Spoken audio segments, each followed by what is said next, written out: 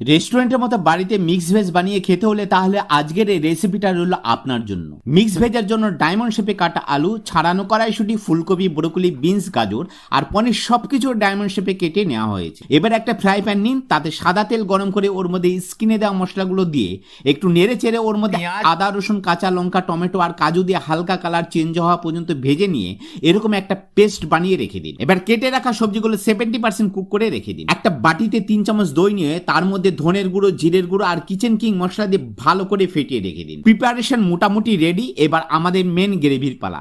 একটা কড়াই নিন, তাতে সাদা তেল আর বাটার দিয়ে গরম করে তেজপাতা আর জিরে ফোড়ন দিয়ে কুচানো আদা, রসুন আর কাঁচা লঙ্কা দিয়ে সতে করে নিয়ে পেঁয়াজ আর টমেটো দিয়ে একটু ভেজে নিয়ে পেঁয়াজ আর কাজুর পেস্ট দিয়ে ভালো করে 7 মিনিট কষিয়ে নিন। মশলা যাতে ধরে না যায় তার জন্য একটু জল দিয়ে নেড়ে চেড়ে নিন। যখন মশলা থেকে এরকম তেল ছাড়বে তখন সিদ্ধ করা সবজিগুলো দিয়ে 2 মিনিট কষিয়ে দই আর মশলার পেস্ট দিয়ে আরও 2 মিনিট নেড়ে চেড়ে কেটে রাখা পনির দিয়ে একটু কষিয়ে পরিমাণ মতো গরম জল দিয়ে 6 মিনিট হাই ফ্লেমে কষিয়ে নিয়ে সামান্য একটু চিনি দিয়ে আরও 2 মিনিট কষান।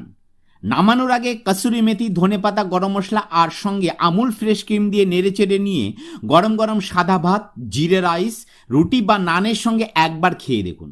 রেস্টুরেন্টের থেকে এই ঘরে বানানো রেসিপিটার টেস্ট আর স্বাদ পাবেন অনেক গুণ। এই পদ্ধতিতে একবার বানান আর কেমন হলো সেটা কমেন্ট করে জানান।